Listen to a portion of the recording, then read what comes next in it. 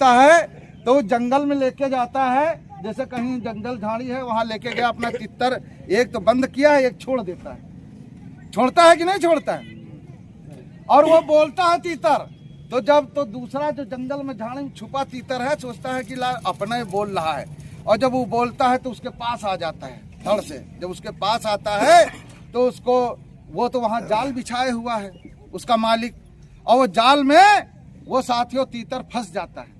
किसकी वजह से फंसा? अपने तीतर, अपनी जात की वजह से वो जाल में तीतर साथियों फंस गया।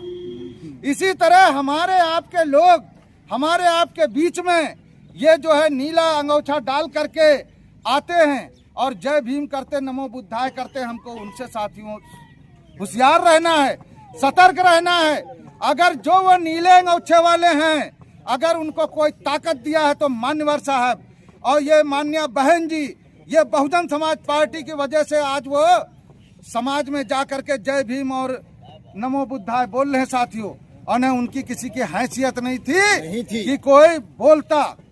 और हम अगर इस देश में, इस प्रदेश में अगर हमको हक अधिकार कोई दिला सकता है तो आदरणीय बहन कुमारी मायावती जी के सिवाय हमें साथियों कोई नहीं दिला, कोई नहीं दे सकता। तो हमें कौन सी लड़ाई लड़ना है, हमें किस अधिकार के तहत जाना है? हमें अपना एक एक वोट, अपने एक एक लोगों को यह समझाना बताना है कि हमें जब चुनाव आए तो चुनाव जब आएगा तब आएगा, हमें तब की नहीं देखना है, हमें अभी से देखना है।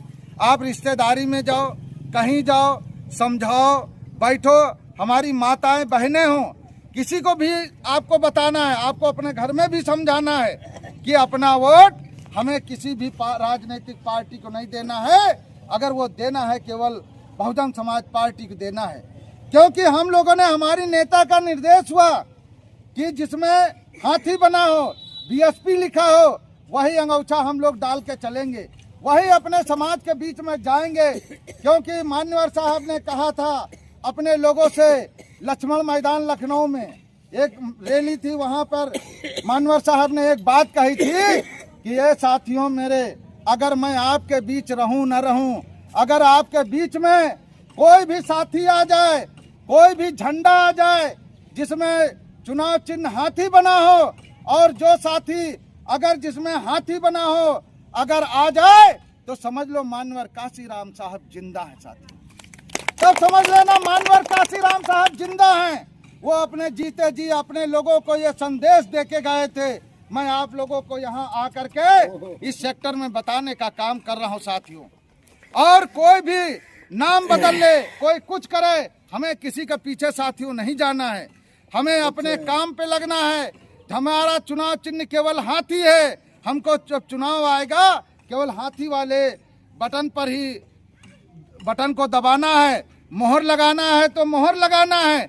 क्योंकि अभी हो सकता तब तक कोई ऐसा बदल जाए कि बैलेट से आ जाए चुनाव, कि कहा नहीं जा सकता है। बैलेट से आ जाए तो साथियों आप लोगों को इन बातों को जरूर समझना है कि चाहे हमारे बीच में कोई प्रधान आए, बीडीसी आए, कोई आए, हमको किसी की बात नहीं सुनना है। हमको अपने काम पे, जैसे 2007 की मैं घटना बता रहा था, उस समय ना तो मीडिया को पता था, ना किसी मतलब चुनाव वालों को पता था कि इस बार बहुजन समाज पार्टी सत्ता में एब्सोल्यूट मेजॉरिटी में आ रही। साथियों किसी को पता नहीं था, किसी को नहीं पता था साथियों, किसी को पता नहीं था, किसी को नहीं पता था। और जब धड़ाधड़ चुनाव खुलने लगा 2007 में पता चला बहन जी जो है एब्सोल्यूट मेजॉरिटी में सरकार आ गई, बहन जी मुख्यमंत्री बन गई। तो साथियों इसी तरह हमको इसी पैटर्न पे अपने जो है, हमारा ना साथ मीडिया, इलेक्ट्रॉनिक मीडिया देगा, हमारा साथ अगर कोई सोशल मीडिया देगा, ना हमारा प्रेस मीडिया साथ देगा। हम अपने लोगों से निवेदन करते हैं, आगाह करते हैं कि आप लोग घर घर जा कर के अपने लोगों को बीच में जा कर के समझाने बताने का, अपने गांव मोहल्ले में सब सर्व समाज में भाईचारा बना करके, चाहे कोई मुस्लिम हो, चाहे सवर समाज का हो, हमें केवल अपनी बात रखनी है, अपनी बात जरूर कहनी है। अपनी बात रखोगे, कहोगे तो जरूर वो मतलब आपकी तरफ आने का काम करेगा। क्योंकि हमारी नेता जब सरकार रही है, सबके साथ कोई अन्याय अत्याचार नहीं होने दिया है साथियों। इसलिए आप लोगों से मेरा ये निवेदन है कि आप लोग कभी भी आप लोगों को ये देखना जरूर चाहिए कि हमारा जो भी चुनाव के वक्त जो हमारा प्रत्याशी आएगा, समझ लेना वही हमारा प्रत्याशी है। कोई हवा बनाए, कोई कुछ कहे, हमको